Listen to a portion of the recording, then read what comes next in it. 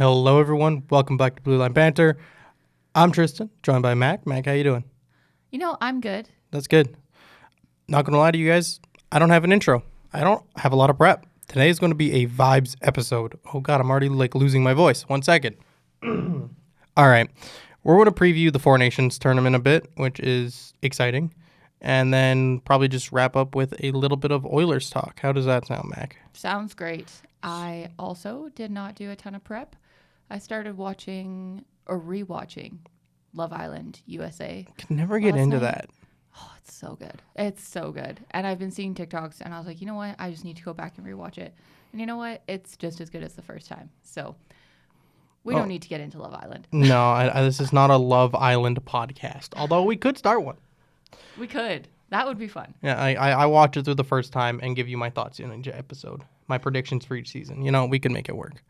No, I think we just start by previewing the teams, going through the lines, going through the players, and kind of talking about the lineups here and giving some thoughts and insight for maybe some of our other listeners who might not quite know. Yeah, I like it. So it's Sweden and Canada tonight. And this Sweden team, I think, is underratedly good. I agree. I sent you the text last night that said I think Sweden does go up, get an early jump on Canada because Canada's a little sleepy. I still think they're going to win like 5-3, but the Sweden team is sneaky good. And I feel like people have been a little disrespectful, counting them out entirely. Their defense is solid. Their forwards are deep, and their goaltending is good. Yeah, because they have Saros in net, and he hasn't had the best year. According to for what I'm seeing, Saros might not even be the starter. Oh, really? Because I was just listening to 32 Thoughts on my way here. Yeah. And they were talking about Saros like he was the starter. It might be possible. I've also... Oh, Saros is Finnish. Literally don't listen to me. I was going to say. Oh, my God. I'm pretty sure they're either starting Gustafsson or Olmark in Sweden. Obviously. Yeah. I thought you were losing your mind, but I was just going to let you go with it. Misinformation with Mac, everybody. This is how this pod is going to go. Yeah, it's really going to be that way. So I'm over on dailyfaceoff.com. Great site. I have the lines pulled up for each team. So I figured we'll start with the matchup tonight, and then we can go to the Friday night matchup between Finland and USA. Okay. Because if you guys don't know, next week is our reading week, so we're not here, which means there will be no episode next week. I know, so sad. So we're going to preview the tournament. The tournament's going to run, and in 2 weeks we're going to come back and we will recap the tournament and talk about it. So to preview it, let's start with Team Canada. Top line, as listed here, Sam Reinhart, our boy Connor McDavid, Mitch Marner. That's an insane top line. It is insane. I do have a thought on it, but I will come back to it when I'm done. Okay. Second line, you have the almost maritime line of Sidney Crosby, Nathan MacKinnon, and LTIR Mark Stone. We'll see if he survives this tournament. This is normally about the time of the year his back gives out. Yeah.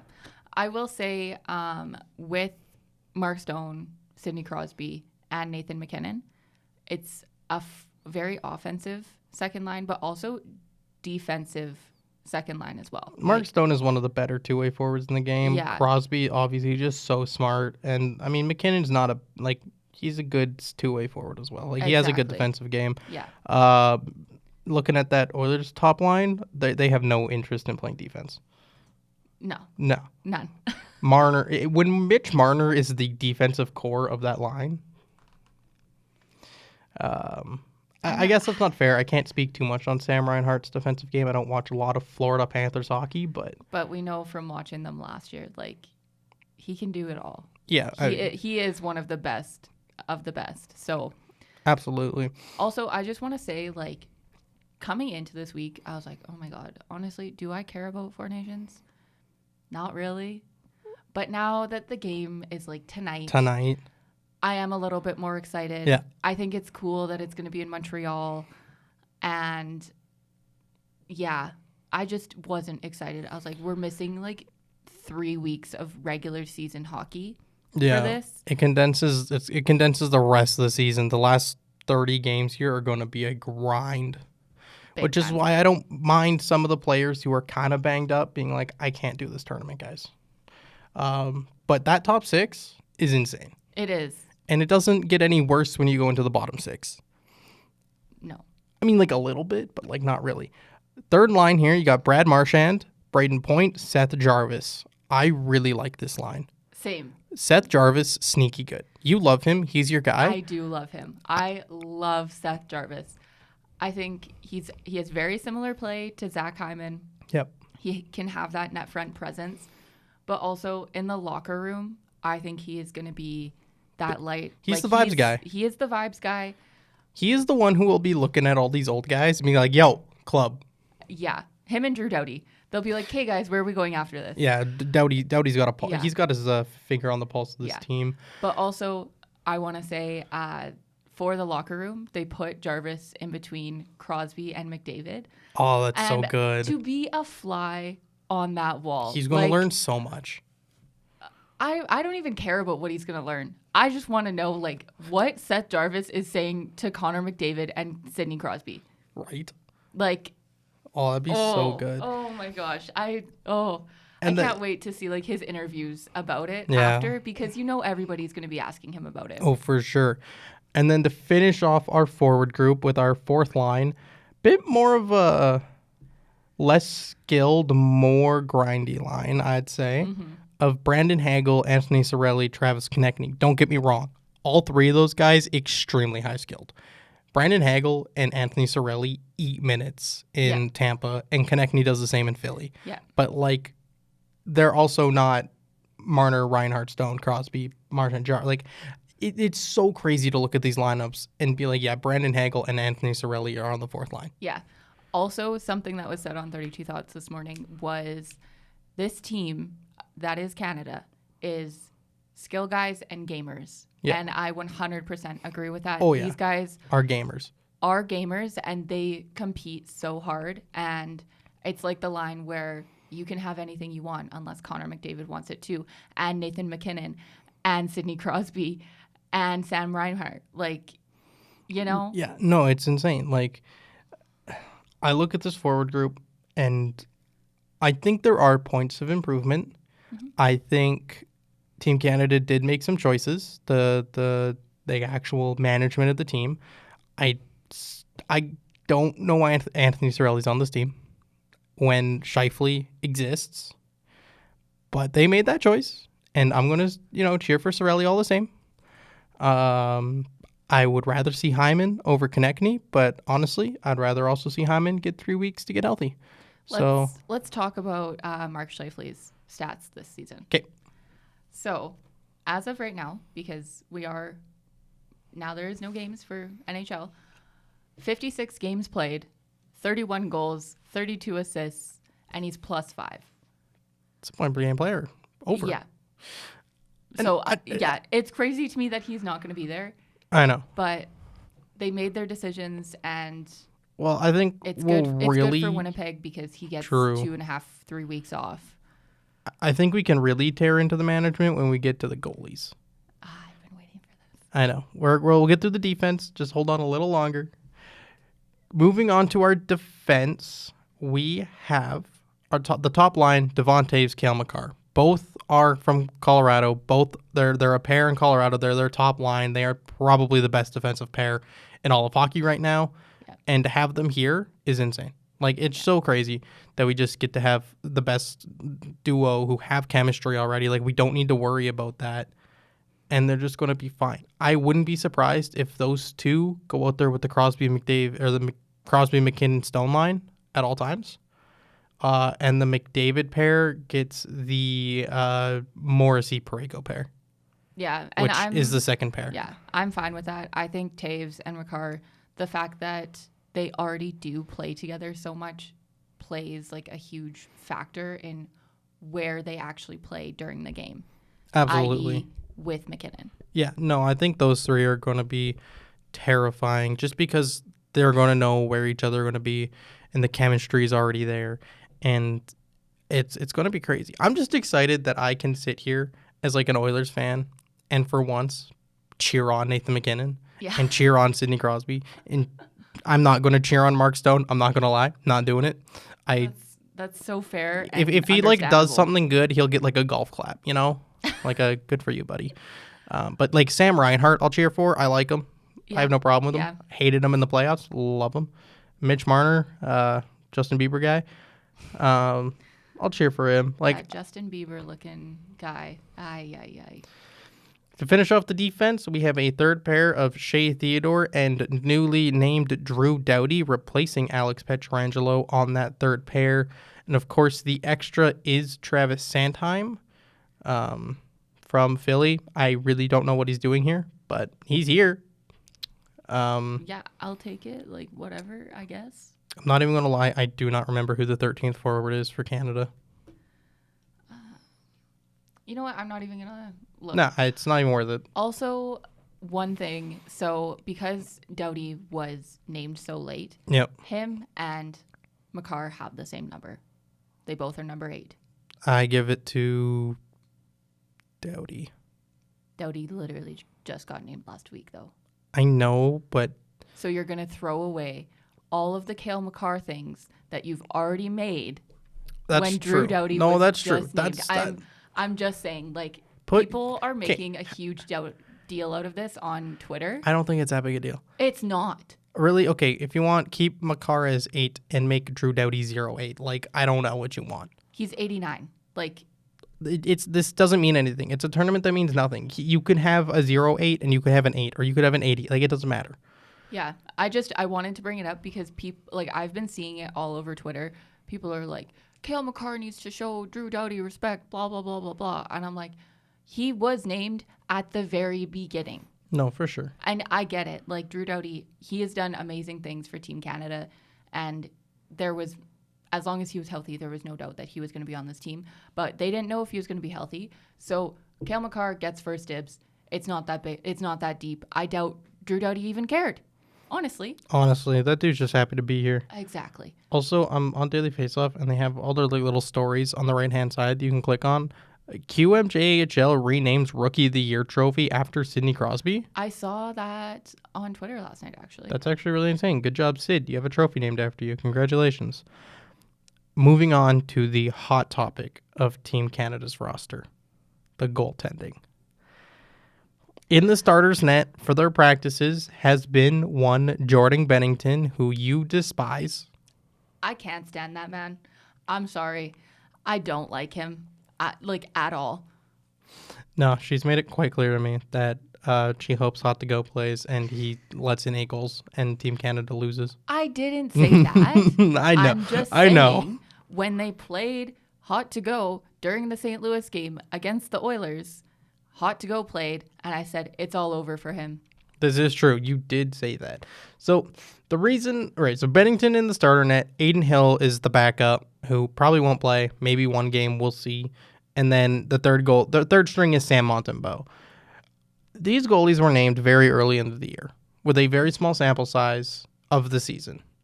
And I think because of that, they just went off of pedigree. And I think that was a mistake. I also agree. Because I sent you something last night. Yes. And I have it pulled up right now. I also have it pulled up. Okay. Because I wanted to talk about this. So this is the highest save percentage amongst Canadian goalies this year. This list is what, the top 9? Yeah. Top 8? Montembeault, Bennington, and Hill are at the very bottom of that list with a 898, 899, and 900 respectively. Just above Hill is Stuart Skinner with a 902. Yeah.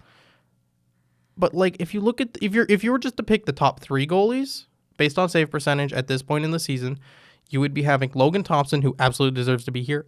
I don't care. Thompson was robbed. He deserves to be here. Even from the beginning, he deserved to be here. Darcy Kemper, I probably still wouldn't take him. Not gonna lie. Mackenzie Blackwood, I would take. I would also take Mackenzie Blackwood. Cam Talbot, I would take over literally any of these 3. But in terms of save percentage, our goalies barely straddle 900. Yeah. And like, you're okay. going against like literally the best players. I guess you Montembeault, I'll give you a little slack because you're on Montreal, but also, why are we picking goalies from losing teams? I don't know. Why wouldn't we want a goalie who knows how to win? And also, if we're going off of like best save percentage, Yep. it should be Aiden Hill. Yep. And he has a 2.64 goals against average. That's not terrible. Which is not terrible. It's not terrible. He's had 34 games played with 20 wins. I think that's solid. Yeah, I'll give Hill the benefit of the doubt too, because like he knows how to win hockey games, and he can win you a hockey game. He's proved it this season again after winning the cup. Like remember Aiden Hill, the year he won the cup, was their like fourth string to start that season, and he came in and won the cup, and has just continued to prove that he can win. And I'll give Hill credit, but Jordan Bennington hasn't done anything since 2019 except to be lippy and fake punch people.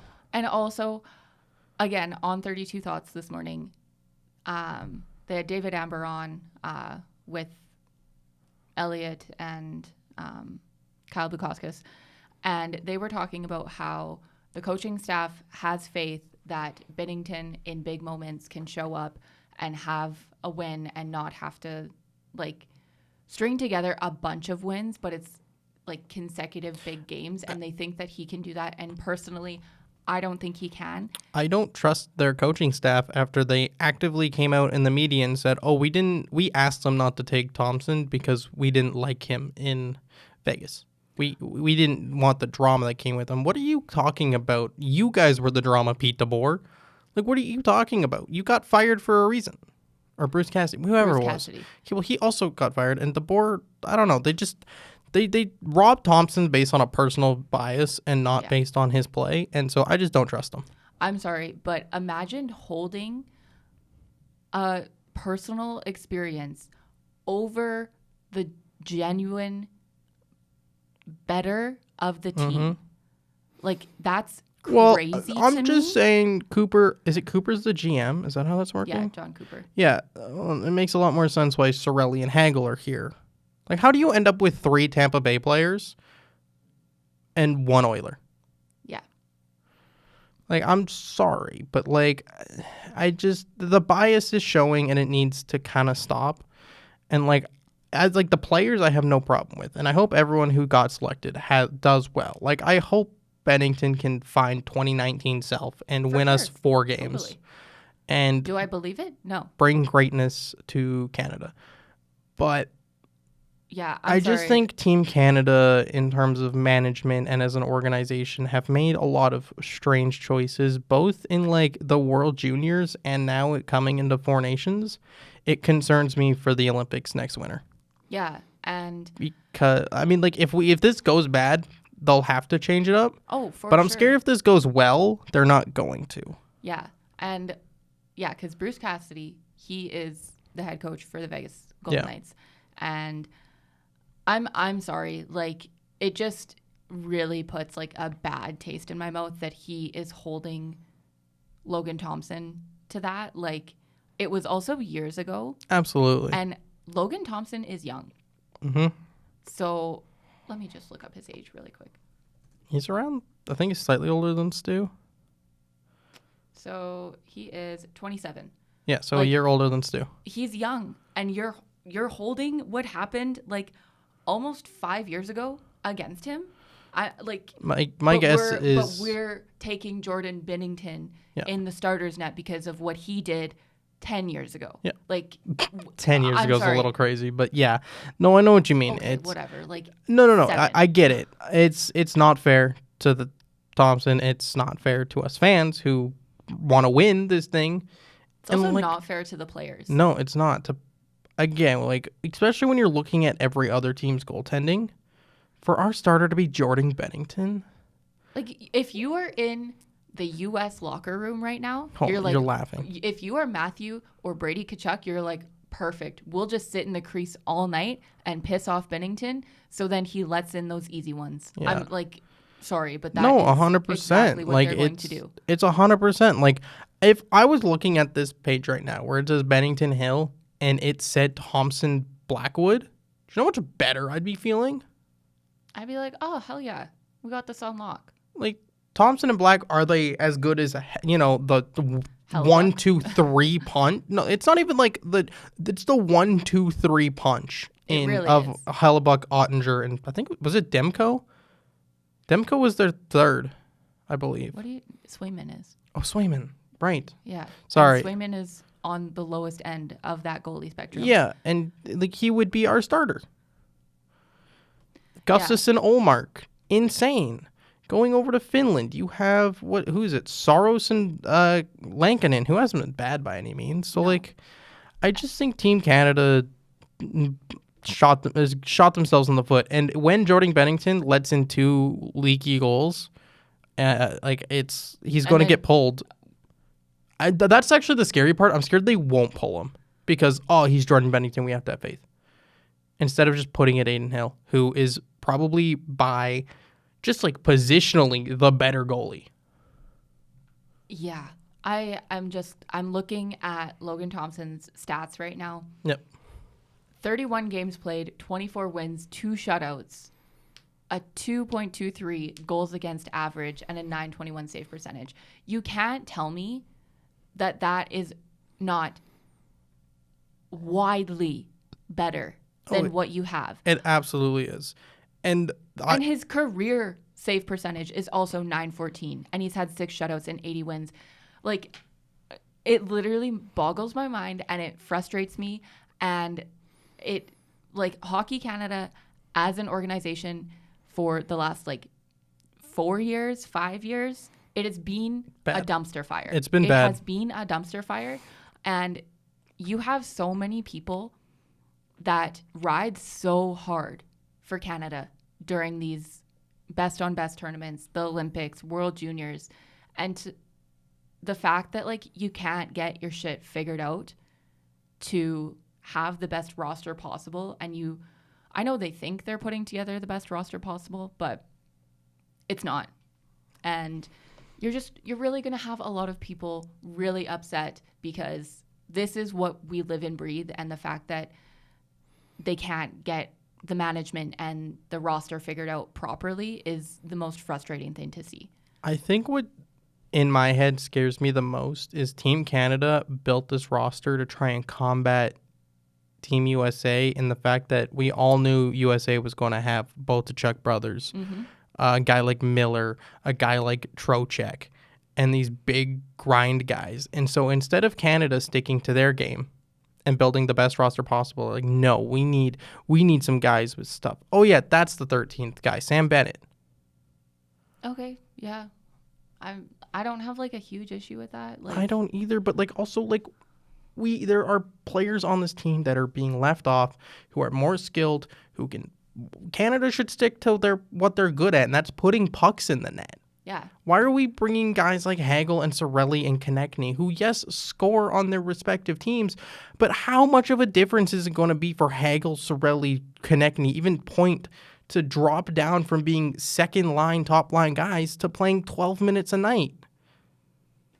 Are they going to be effective?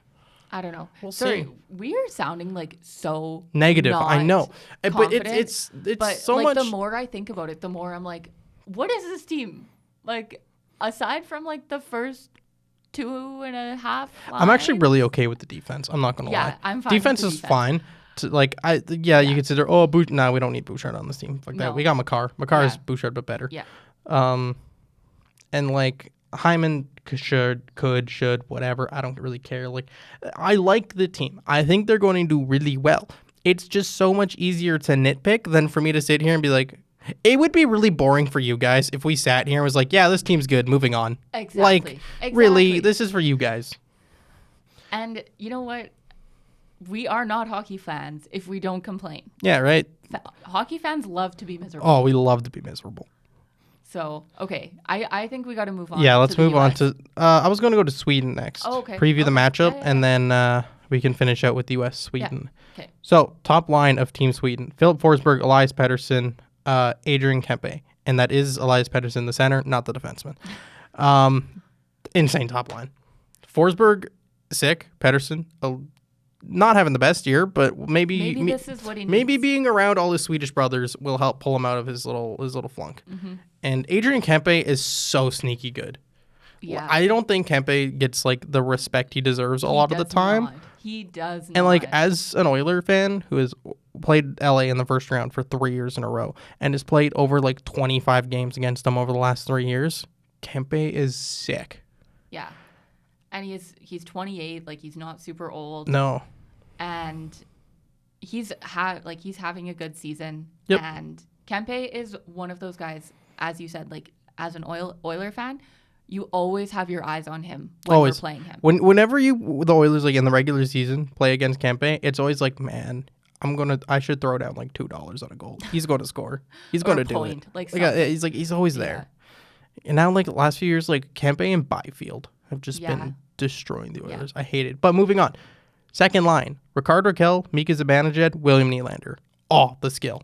Yeah. I'm not a huge fan of Zbed in the second line spot, but they don't have anything better. Yeah. So, but Rakell Nylander, honestly, I'm surprised Nylander isn't higher. Given the year he's having, he's second in the league in goals. Yeah, what I kind of think is that they're putting him on the second line. To try and have some offense. Yeah. Yeah, that's fair. They do need to spread out their offense a bit because they are so defensive. Yeah, and like just not as deep. Like their pockets don't run as deep in terms of options like U.S. and Canada. Like we're sitting here like, man, Hyman getting snubs. Like they don't have those options really. No, they don't. Third line, Jesper Bratt, Joel Eriksson, Lucas Raymond. I really like that line. Yeah. Joel Eriksson is a good center like leader. He is. He's always been a pain in the Oilers' butt. Yeah. Minnesota's always been a pain. I really like Jesper Bratt. I think he's sneaky good.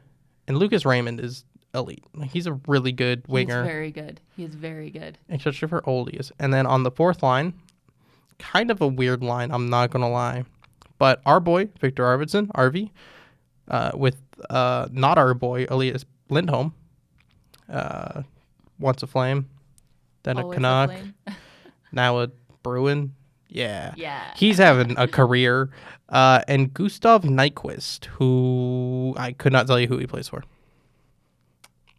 Is it Florida? No, I don't think it's Florida. Where do you play for? Gustav. Oh, the Preds. That's why. Oh, yeah. He had that like one really good season, and that's it. Literally, the Preds haven't been a thought in my mind this season, like at all. Yeah. Yeah. So I think like their forward core is sneaky good. It's solid. It is. But I think where they're really going to excel is if they can play a team defensive game, which I think they will because totally. And honestly, maybe Pettersson having 3 weeks here where he's getting drilled to play defense all the time will be helpful for his game. Mm-hmm. And Canucks fans, you can stop, hating on me because I shit on your team all the time and your players. Maybe this is good for Pettersson, and I do hope he can get out of his slump because as someone who went through the decade of darkness, there's no worse feeling than having someone you expect to be a superstar not be. Not be a superstar. Especially when you're paying them 11 point whatever million. Yeah. We have had that. We've had it. It sucks. So oh my God, I totally forgot to do my hot take on Team Canada's forward group that I wanted to do at the very start and then said I'd get back to it. So I'm going to jump back very quickly, guys. Okay. Hot take. I think by like game 3 of this tournament, maybe even game 2, Brad Marchand's up with McDavid and Marner gets dropped down. I agree with that. I can definitely see I can't take credit for this. This idea, I at least first heard it from my boy Tyler over at Oilers Nation, but he kind of pointed out McDavid has always been better with like a puck retriever and a boards guy. Marner's not that. No. Marner's smart, don't get me wrong, but he's not like a go in the corner puck retriever. Marchand is. But if you look at it, Hyman, ever since Hyman's been on that line, it's been insane. It has. That year we had the big rig. It worked out. Yep. So I don't know. I think Maroon had one of his best career years ever with McDavid. Yep. So like I think it's a possibility, and I think like Marchand maybe is getting a little bit disrespected here, given how good of a player he actually is. I feel like people forget about that sometimes because he's getting older. But like I don't know. I think we could see a world where Stone gets knocked down to the third line, Marner onto the second, and Marchand up to the first line. I want to see that just for like the sole reason of potential trade deadline preview. Maybe. Hey, Marshy, did you like that feeling? Come on, let's go. Yeah. Anyway, back to Sweden. I just wanted to point that out. Their defense. Holy fuck, their defense. Top pair. Victor Hedman, Jonas Brodin. Insane. Yeah, that's crazy. Second pair. Matthias Ekholm with Erik Karlsson, which is basically just Ekholm Bouchard with a worse Bouchard. Yeah. And it's crazy to think that Ekholm isn't on the first pairing, but he'll probably be matched up against McDavid a bunch. Oh, more than likely. It's really hard to be a left defenseman on this team and get ahead of Victor Hedman. Yeah. Because Victor Hedman is elite. And then to round it out, you have Gustav Forsling and Rasmus Dahlin, who sneaky good pair. I don't really know what to think. I think it's fine. Arguably, I think it's fine. I don't think it's outstanding, but their top two pairs are really good. Yeah. And also, the way Ekholm holds guys accountable, you don't think the rest of that decor isn't like that as well, and is going to come to Elias Pettersson and be like, I don't know, you're not doing that with a weird turnover or not having a strong puck retrieval, whatever it is. Well, I think with any of the guys, I don't think we need to pick on Pettersson here too much. Okay, that's fair. I won't. But any of these guys, Lindholm hasn't been having the greatest year either. I'm sure Raymond's going to love the experience and love the leadership and being around his Swedish brothers, Brat. I mean, this could be good for Arvidsson too. Maybe they'll teach him how to stay on his feet. Yeah, I don't know what's going on with him. Bob said he needs new skates, and I was like, he needs new skates something. every other shift. Yeah. He needs training wheels. And then moving on to their goaltending, you've got, as said earlier, Philip Gustafsson and Linus Ullmark. And Gustafsson has been unreal for the Wild this year. Except against the Oilers. Against the Oilers, he is a bait. Yeah, but sorry, this is Oilers Bias podcast. Be warned. If you didn't figure that out by now, we have Homer takes every other sentence. Oh yeah. But don't get us wrong. We're not biased. We love everyone. Yeah, because Gustafsson, he has a .915 save percentage, 22 wins in 37 games played, and 3 shutouts. It's pretty solid. That's pretty solid. You can't really ask for much more. No, I think the Sweden team is going to be scarier than people think. I think they're going to be a tougher out than they're given credit for, and also their jerseys are just sick. Yeah, I love their jerseys. I love their jerseys. I saw someone, I think it was the Bar Down crew. I was listening to them this morning, and they basically said Team Canada's jerseys look like just the vibe of tourist downtown Banff. Yeah. I can't agree more with that. You'd see a beaver wearing that sweater on a tourist shop. Yeah. And or on the side of a maple syrup bottle. And I'm like, damn, they right. It's like a cartoon red that they went with. Yeah. And when we are a deep, when I think of the red that should be on the Canadian jerseys, I think of the red that the RCMP have on their official uniform thingies that they wear. 100%. That is the red I think of. I don't know why they went with the red and cream. I really like the cream. I'm not going to lie. Okay. It does play into the cartooniness of it, and I get it, but I think it works well. But it is what also is sitting there being this is the packaging for a fudge container. But not the good kind of fudge. You want people to take us seriously? Don't put us in a cartoon. They're still better than the USA's jerseys. That's all I'm saying. Yeah, the US ones are ugly. Transition. You want to talk about US now? Yes, I do. Okay, top line. Kyle Connor having a great year. Jack Eichel, scrub. Don't even know how he made this team. He sucks. I don't know if we can say that. I know. He went number 2 overall for a reason. Matthew Tkachuk, man, what a gamer. Yeah. No, that is a solid line. Jack Eichel is sick. He's having an incredible year. Kyle Connor having a career year, leading his team in points, I believe, or at least goals. And, Matthew Tkachuk is Matthew Tkachuk. He is a unicorn in terms of skill and aggression and grind and just gamer. And he shows up in big moments. And this is the perfect format for him. Did you see what he said these 4 games are going to be for him? 4 game 7s. Yeah. That made me nervous. I was like, Made me oh, great. extremely nervous. Oh, great. He's going to lay the body every shift. Every single shift. Their second line of Jake Gensel, Austin Matthews, Jack Hughes, that is 3 snipers on one line, and I don't know what their plan is there. I'm not going to lie. Like, somebody is going to have to shoot the puck. And this was... Well, someone has to go get the puck to shoot to someone. First. Like, Matthews is going to sit on top of the circle. Jake Gensel is going to sit on, like, the bottom of the circle. And Jack Hughes is going to be carrying the puck around, being like, guys, someone get open. Yeah. I guess we'll see. Like, that is a lot of scoring. And it's not terrible. Like, they have good defensive minds. Jack Hughes, decent defensively. Matthews, good defensively. Jake Gensel, I don't really know enough about since he moved to Tampa. But I assume he's doing okay. I think he's done fine. Like, he's not... Yeah, okay. Third line, Matt Boldy, JT Miller, Brady Tkachuk. I love Boldy here. Miller, solid centerman. He's had, ever since the trade and moving to New York, been doing much better. Mm-hmm. And then Brady Tkachuk, it's like, oh, great. Like, one Tkachuk wasn't enough to deal with. Yeah. We have a second one. We have arguably the meaner one, too. Don't get me wrong, like, Matthews is mean. Or Matthews Tkachuk is mean. Brady Tkachuk is just a little gremlin out there. Yeah. Matthew Tkachuk is like ratty and like a prick and like annoying to deal with.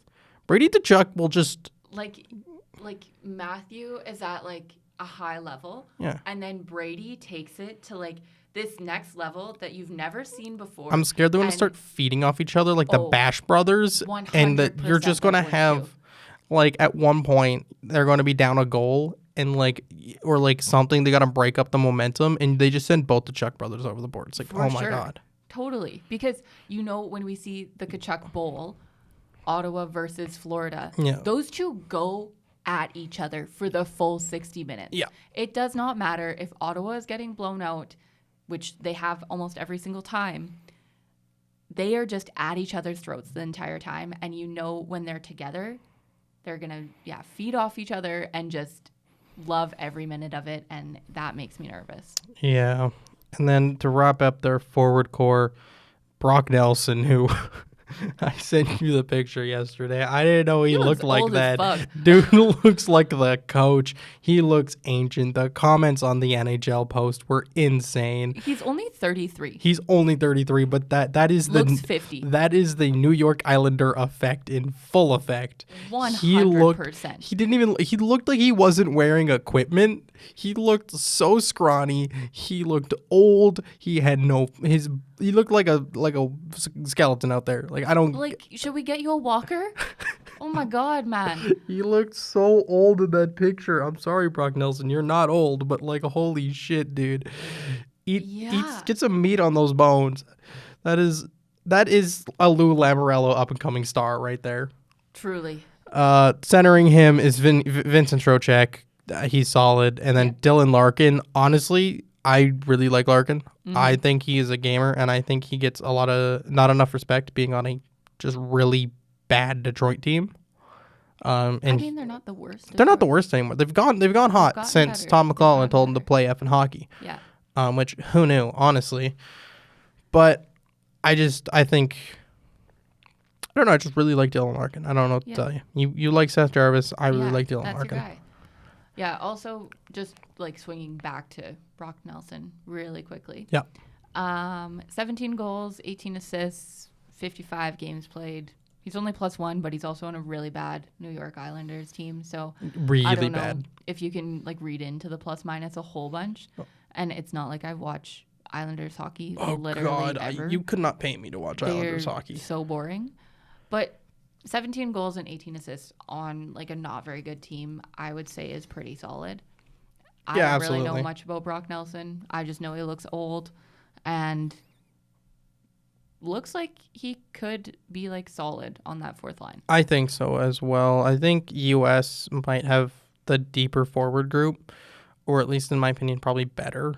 But we'll see. I don't think Canada's is bad. Like no. I know we should like spent a good 25 minutes just ripping apart Team Canada's lineup. But not the entirety. Okay. Really just the goaltending, which is fair. we can make an argument saying that that's fair, but the U.S. is definitely deeper. And it's well known. Again, they were talking about it on 32 Thoughts this morning, saying that, yeah, this U.S. team is deep, but also Canada is gamers and skills. So I don't know. I don't know how it's going to go. I think Canada has a much higher skilled team. I think U.S. has much more of a dump and chase and wear you down team. Yeah. At least in like their bottom six. Yeah. However, this is what, honestly, I might be more excited for the Finland or the Sweden U.S. game than I am the Canada U.S. game, because I need JT Miller line matched against Pedersen every shift. I need this. I need it so bad. I hadn't even thought of that. Oh my God. That is like, should I take like a pregame nap? I think so, maybe. Because like if they were still teammates, I don't see anything happening. No. Now that they're not teammates and they're in separate conferences and aren't going to see each other, oh my God, that could get feisty. Oh my God, JT Miller might make his life hell. It would be so fun to watch. Moving on to their decor, because, man, we are flying through this. Yeah. Jacob Slavin, Adam Fox, fuck me, man. That's insane. Zach Werenski, Charlie McAvoy. One of those two deserves to be here, in my opinion. The other one is the stepchild of the coach. Yeah. Noah Hannafin, Brock Faber, young, but so good. So good. Brock Faber, robbed of the Calder. Robbed of the Calder. I will take this to my grave. That hill, I'm dying on it. I'm dying on that hill with you. I am dying on that hill. We can have our graves side by side, because holy shit, Brock Faber was robbed. How can... Whatever. We can't go on this rant. We can't. We've already done it. We can't. We'll save it for another episode. Have we already done it? No. I don't know. We'll do it another episode. If you guys want to hear it... Brock Faber, so good. So good. Quinn Hughes, not going. Quinn Hughes not going, of course, which sucks, but... I understand it. You're still in the hunt. Yeah, for you're still in the hunt, spot. and you need to be there. You are the driver of your team. Yeah. You got to be there. Yeah. So, yeah, then Jake Sanderson is in who not bad. He's honestly not bad. He's been really good this year for Ottawa. Yeah. Who has had a really good year and finally proving people that this was the year. Yeah. I mean, he's only 22. Yeah. So, like, it's not a huge sample size. No. And I think that he'll be, like, a good fit in there. Not Quinn Hughes, but yeah, don't get me wrong. Like, one day. Yeah. Charlie McAvoy is fine being here now because of everything with Quinn Hughes. But if Quinn Hughes is here, he is in over McAvoy. And so I'd keep Faber in, drop McAvoy, and be running Hughes Werenski. Totally. But, you know, someone's stepson, so you get special treatment. And then the goaltending, Hellebuck, Ottinger, Swayman. It literally doesn't matter which one of those three you put in. It's the best goalie in the tournament. Yeah. Yeah. It will be Hellebuck. I don't know. It will be Hellebuck, but you it will be. Could it will do be. any of them. I think it goes Hellebuck, and then I don't think they pull Hellebuck if he lets in a couple soft ones. They don't pull Hellebuck at all. But he's going to win the Vezina. Say he like lays an egg and you need to make a switch, you go to Ottinger. You go to Otter, yeah. You can't. I'm sorry. With Swayman, he's a very good goalie. He's very hot and cold. This and year Otter's more consistent. And in a 4-game stretch, whatever, or however many games you play, you need consistency. Yeah, and Swayman, he's just been too streaky. So, but still, like those three, that's crazy to think about. I know. I don't like it. I don't like it that much. Yeah. Moving on to the final team. Perhaps most people's not favorite team or favorite to lose, whatever you want to say. Underdog. The underdog team. Underdog. Because I don't hate their team, but it's not quite as skilled. But top line, Arturi Lehkonen, Alexander Barkov, Mikko Rantanen. I mean, Rantanen, Barkov, really good players. Very good. Lehkonen? Very good. He's good. He is one of the only guys I was about to say providing any offense, but he's a goalie. But still, he has been like decent for Arturi Lehkonen is... Oh, wait.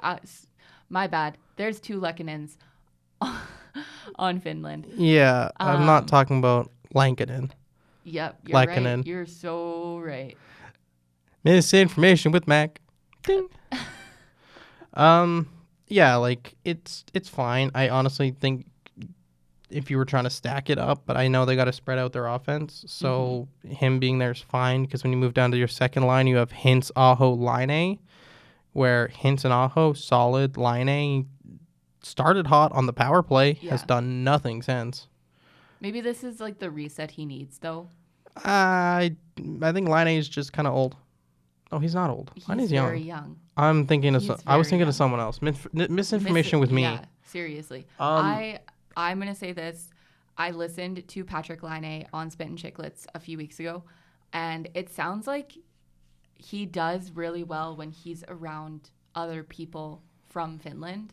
Probably. Like, I don't doubt it. He's a really quiet guy and likes to keep to himself, but he's said like some of his best years were like when he was in Finland around a lot of these guys. So I think that this is going to be like a positive for him. It could be. It really could be. Third line of Tivu, Turbo, Teravainen, Eric Holla, and Joel Armia. Okay. I really don't have much thoughts. No, me either. It exists. A lot of these guys are boy, are you guys ready for me to butcher this one? We got Eetu Luosterainen. I was waiting for you to say that one. I think I nailed it. Yeah. Let's go. Anton Lundell and Mikhail Granlund, who just got traded to the Stars. Yeah. You know that if you listen to our other episodes. Woo! It's fine. I mean, Granlund is a good player. He is. Or he was a good player on a bad team. So there's that. Yeah, for sure. That bottom six doesn't like excite me, but it also like doesn't make me sit here and go, that is a weak spot. Yeah. It's just fine. The defense is where I'm like, ooh. Of course, I'm going to preface since they have lost their best player on their team, who happened to also be a defenseman, in Miro Heiskanen due to a Mark Stone injury. So Stone, I guess, just wanted to help Team Canada out early. I don't know. Obviously, he didn't mean to take him out, in my opinion. No. Oh, top pair, Nico Mikkola with Esa Lindell. That's already just not great. Yeah. Juuso Välimäki with Olli Mata. I thought Mata retired. I'm not even going to lie. Oh, God. All right, we're going to try and get through this. Please forgive me if I fuck this up. You got Euro Vakanainen. Yeah, I think that's pretty close. Okay, but this last one, Nicholas Mantanpalo? I've never even heard of him. Is he even an NHLer? Or are they pulling him from like the Swedish leagues? He is on Ottawa. Okay. All I know is last I had read is they were bringing in Yoki Haru to replace him, but I guess that's their 7th. I don't know. Sweet. These names are hard, guys. I tried my best. I'm not going to lie. Like, they don't have a deep pool to pick from. No, I mean, it's Finland, which their program keeps getting stronger. It does. It keeps getting stronger, especially when you have like Heiskanen in the NHL and kids can look up to him. You got Barkov and Rantanen, Aho, Hintz. Like, especially like the younger guys like Hintz and actually Hintz and Heiskanen both being on Dallas, I'm sure really helps. Oh, for sure. And then in net, they have Saros and Lankinen, not Lehkonen. Yep. My bad. No, it's fine. Saros is good, just not having the strongest year. But also on 32 Thoughts, they had a guy on from the Athletic. I can't remember his name. He said that this is the most dejected he's ever seen Saros because he's interviewed him like basically throughout his entire career. Yeah. And he's like, his confidence is just not there right now. So I don't know. That kind of put it in my head. I was like, like what is going to happen here with Saros? Not gonna lie, I think I was on this train. This isn't just like a new thought. I really thought they should have traded Saros when they had Askarov ready to go. The fact they traded Askarov to re-sign, what was he, 32? To an 8-year deal or whatever he is. That was dumb. But Canada versus Sweden. How do you think this is going to go before we move on? first team to score wins. See, I have and I want to see more offense. So I want to say it's going to be like a little bit higher of a scoring game. And I don't like putting actual score predictions. I know you don't. So I'm not asking you for a score prediction. Okay. I just asked how you thought it was going to go. I have an opposite take. I think Sweden comes out hot and heavy and goes up like 2-0. And then Canada's like, oh shit. And then just outskills them the rest of the game and win like 5-3. Okay. I also think one of those first 2 goals is completely savable and Bennington fucks it. Yeah. And then I say play hot to go. Yes. You will text me that. If Okay. Jordan Bennington lets in a loose one, you will send me hot to go. Yeah. And then I will sing the Jeff Skinner version and it'll be fine. Okay. We'll move to in the intermission really quick. Yeah, and then we'll do quick Oilers trade targets or like our what we think dream targets. Okay. So Oaks were like super busy this last weekend. I know you were all over the place. Oh my gosh. So game on Friday it was the women's team versus Medicine Hat. Yep. We saw, and they were coming off of 2 losses from Red Deer. So I was kind of like, okay, they need to this is their get right week. They need to move in the right direction, which they did.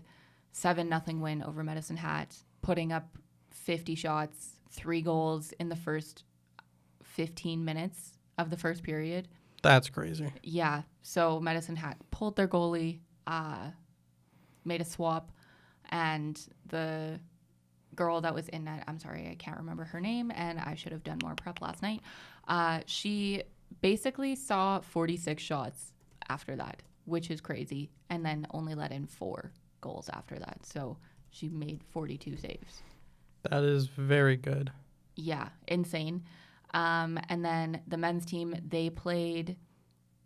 Who did they play? Oh, SAIT. And they went into a shootout in Calgary, and it was a 6-5 win. Tyler Blocka and Ty Whitford coming up huge in the shootout.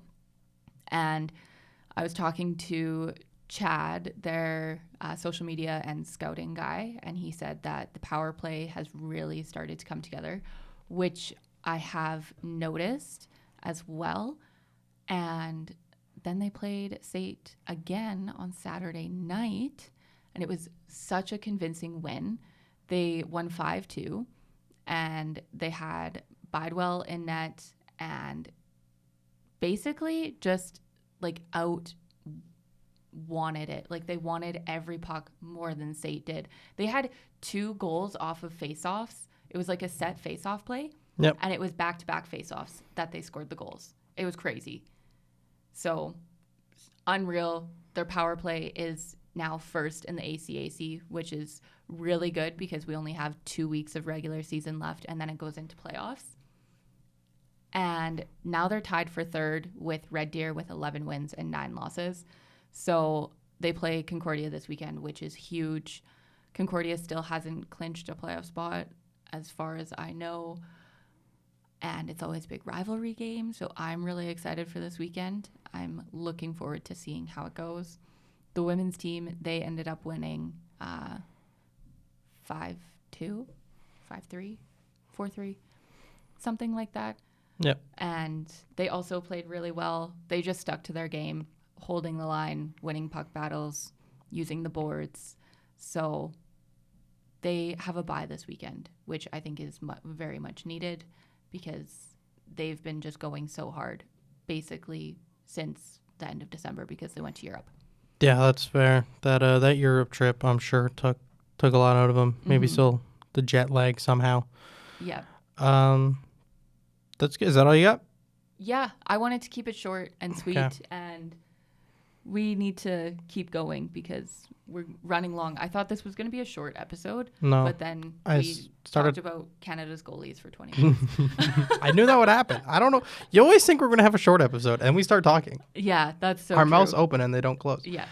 So we're going to take a look now at kind of our dream targets for the Oilers at this deadline. And Okay, I have something different, really quickly. Okay. So Connor McDavid's headshot is going around. Okay. And I saw a tweet that said the Aeon Connors jersey Anyways, where's Leon? And you know what? Where is his best friend? Oh yeah, in the south of France, enjoying the break. Yep. But then McDavid's headshot is going around because he does look adorable in it. Mm-hmm.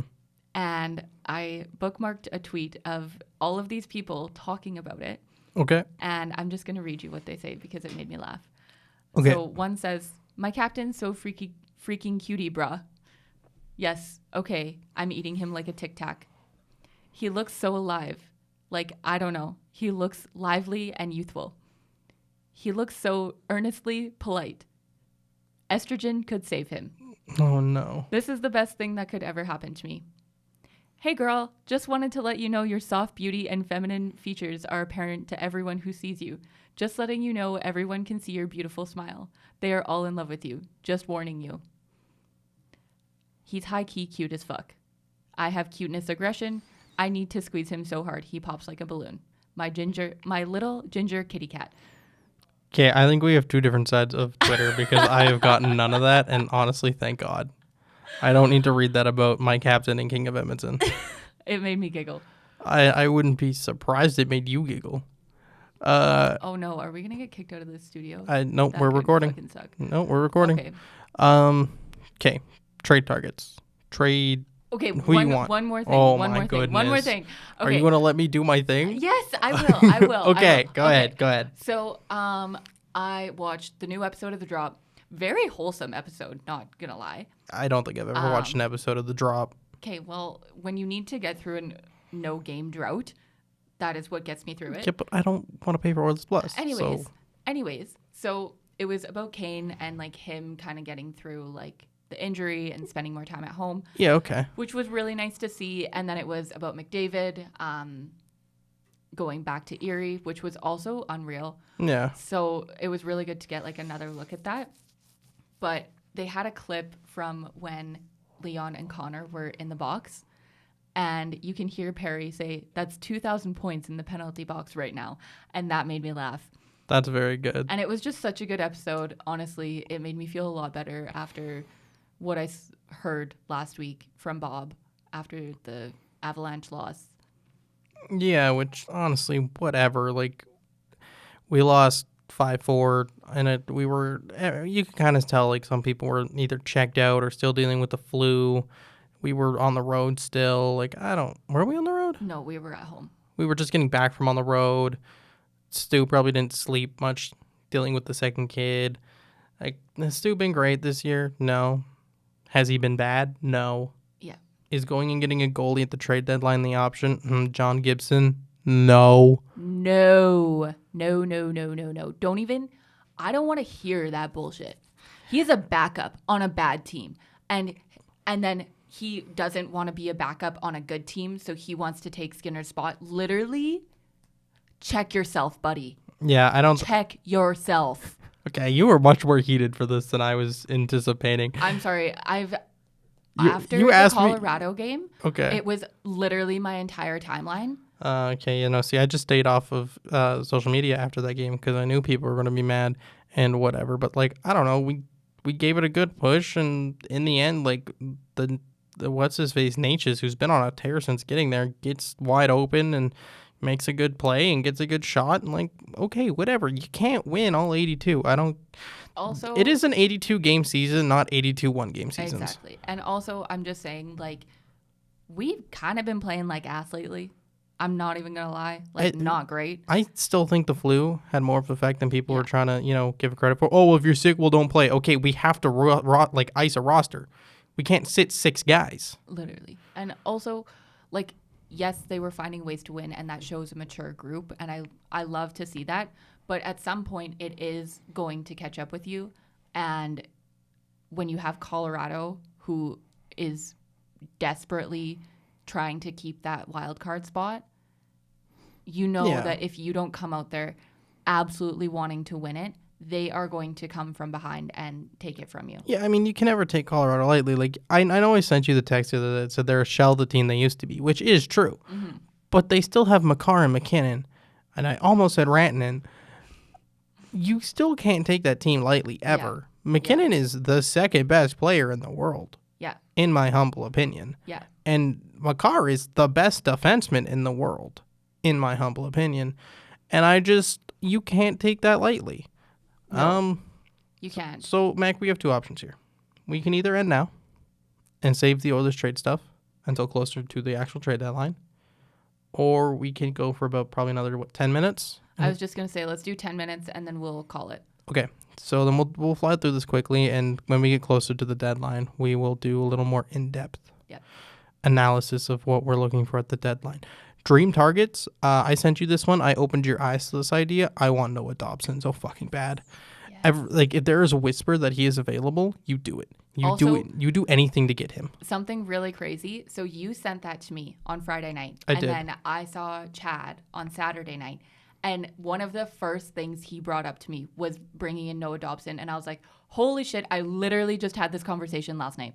Yeah, I'm just saying, like, if there is a whisper that he's available, you push and you push and you push and you push and you bring him in. For $4 million for yes, he has to be re-signed, but he's an RFA. If you decide you can't re-sign him and you trade away his rights, you're recouping some assets. Or you're finding a way to sign him for like $8 million, find a way to keep Bouchard around $8-9 million, and holy shit, yes, is your blue line suddenly very expensive with 3 players making 9+? Yes. But then with the cap going up, does that really matter? No. And if your top 4 is Ekholm, Bouchard, because Ekholm's eventually going to take less money to be here. Mm-hmm. So you got Ekholm, Bouchard, Nurse, Dobson, Kulak, Emerson. Oh my God. Just thinking about it. Thinking about it. So that's like my dream target is go get Noah Dobson. I don't know how. I don't even know if he's really available, but there were whispers. You go do it. You press on that wound or that hole until it just rips open. Realistically, I've been beating this drum since the offseason. Connor Murphy. I think he has much to give this Edmonton Oilers team.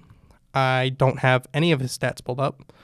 At least, when was this updated? February 3rd.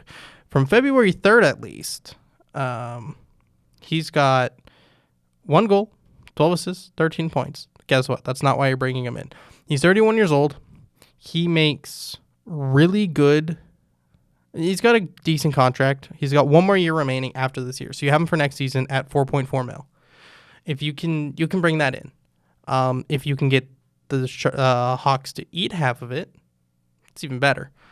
And they're kind of in their salary retention era. So I know. I mean, it's not a thought or a possibility. He is playing top 4 minutes in Chicago, so he's already eating the minutes. He's, I'm pretty sure, a plus defenseman in Chicago, which is insane because they bleed goals. He is -5. Okay, so but only -5? -5 on like on a 31 place team or 31st place team is not bad. No, especially when you're playing top 4 minutes. Yeah. I really like him. I think his defensive game is very good. I think he's very Kulak-esque in the way he doesn't make a lot of mistakes. And he just plays a very simple game. Mm-hmm. And he's a natural right side. And is he like the best first pass to put with Nurse? Maybe not, but I think he's fine. Mm-hmm. What do you got for Dream and a little more realistic target? Okay, so I'm going to do, since we already kind of like brought it up, I'm just going to like bring it up again. I'm going to do my dream and then also my fuck no. Okay. Okay, so my dream is Brad Marchand. Yeah. I want that so badly. What would I give up to see that? What would you give up? What would I give up? I don't have a lot to give up. Maybe like, what would I give up? Oh my gosh. Should have had this prepared. I know. Come on. Literally, like, how if I could never listen to Taylor Swift ever again, and Brad Marchand was on our team for the foreseeable future, and I couldn't listen to Taylor Swift for that entirety, I would do it. Wow. Yeah. That is a big give. I know. You really want this. I really want this. As you're currently wearing your Taylor Swift The Eras Tour shirt. Yes. That is how badly I want this. Damn. Bring him in, please.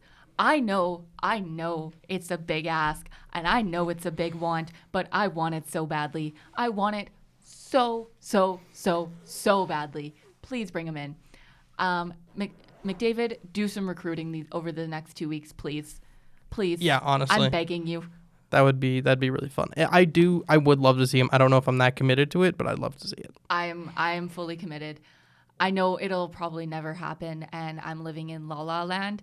Never say never. But I think he would be just such a great ad, and like there is a such thing as like too much leadership, but I think he would fit into like the type of leadership that we already have in the room so well. Absolutely. And the way he's able to make plays and like the responsibility that he brings onto the ice, as well as like the ratness, I just love, and I think it would be such a good fit. And like it's basically like another net front presence, which can you really have too much of? No. So no, I love it. I think he'd be a good fit. I just think the Bruins really going to trade him? We'll find out. Probably not. But this is our dream, so it doesn't matter. And also, I saw that he was on What Chaos this week, and they talked to him about the trade stuff. I haven't listened to it yet. I plan to.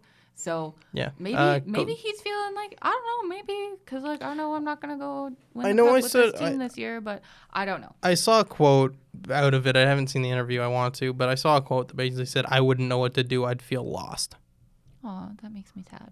Yeah, fair. But like not. I mean, fair. Like mostly just because he's never been anywhere but Boston. So yeah, I mean, really, like Edmonton is not that similar to Boston. We have Boston pizza. Exactly, and like. Edmonton's a good city. It's smaller, but like it's the same community feel as Boston. But, yeah. Okay, so who's this fuck no target? John Gibson. Oh my god, we're back on this drum. Okay. Oh yeah. Okay.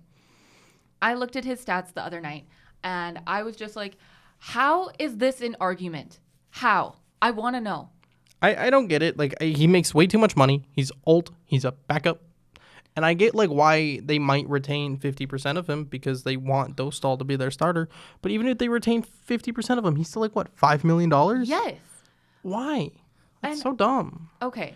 And yeah, it would force Stu to be the backup, and I'm not for that. Okay. So he's had 23 games played. Guess how many wins this man has? In 23 games? 8. 9. Oh, I was so close. You were very close. A .915 save percentage, which is not bad. I will give him that. He has Stu beat there. But then he has a 2.69 goals against average, which honestly I'm not super impressed by. No, I think a lot of what when the win-loss column, I'm not going to lie with Gibson this season, is his team just can't score. Yeah. I honestly do believe Gibson's having a good season in the role he's having, but I don't know if I trust him as my starter. No, I don't trust him. And I definitely don't want a $5 million backup when we have Calvin Pickard, who's winning us 11 games, 12 games, 13 games, 14 games, however many games he's won. He won like 9 in a row. Yeah, and you're telling me he's not a good backup? Listen, if you're going to sit there and be like, Calvin's not a good pickup, but the coaching staff to be like, man, in that Avalanche game, Stu, we think those first 2 are savable. We're going to Pickard because he wins us games, and we think we have a better chance with him in net. And it's like, man, that sucks for Stu, but also to show the faith in your backup goalie who makes $1 million 100%. and is not supposed to be a backup goalie. No. Pickard's a good backup. Literally. Does he play a little weird in the net? Yeah. Yes. Does he play like a beer league road hockey goalie, like your drunk uncle on July 1st? Yeah. Do I care? No. He stops the puck. Yeah. He looks like a prime Tim Thomas if Tim Thomas was smaller and also less good. Yeah. That's not a knock on you, Pickard, though. No, it's not. I mean, Tim Thomas isn't insane. Yeah. So I'm just saying, like, for John Gibson to be like, I will waive my no move clause if I can go to Edmonton, but also I don't want to be the backup. I want to be the starter, and I've only had 9 wins this season. No, thanks. Check yourself. You can go to Carolina. Once again, he did say Carolina, so you can go to Carolina. Literally go. Take over for Freddie Anderson. But yeah, that's my thing. Also, Bob said he was like, we need to look at the fact of like Stu Skinner against the top 10 teams in the league. He hasn't been great. He needs this few weeks off. I agree. He needs a mental reset. He needs to hire. He needs to like text the parents, be like, hey, can you watch the kids for 2 weeks? And him and his wife go to Cabo or go to wherever they go and just sit on a beach and drink some bevies Yeah. and just relax. Yeah, I agree. So that's my whole thing. And for home games, he's not allowed to sleep at home. He needs to stay at the JPL. 100%. But that is all the time we have. We will not see you next week. Unfortunately. I know I'll you're miss gonna you guys us so deeply. Much. You guys are going to miss us so much. I'm going to miss them. Are you kidding me? I love them. I wish I could say I was going to miss you guys, but Wow, she's a hater. I'm just kidding. Haha, it's not that deep. All right, guys. Well, make sure you like, subscribe, follow, do all the good things. Yep. You can find us on Instagram, Blue Line Banter 24. Is 24 in there? Yes. Yeah, it is. I should know our Instagram handle. That's okay. But Blue Line Banter 24 on Instagram. Who we telling this week? Tell your kid's preschool teacher. I don't know if like damn. anyone. Can we just say teacher? What if their kid's Yeah, not in tell your preschool? teacher. Tell your teacher. Tell Yeah, classmates, tell your teacher. plumber. Tell your, I don't know, like your handyman. Tell your landlord. The landlord. Ooh, tell the landlord. They But- can like put notes on everyone else's doors Exactly. that they own. Hey, listen. Exactly. All right, All Mac, right. lead us out of here. All right. We will see you in 2 weeks. Yeah, 2 Bye. weeks. Bye.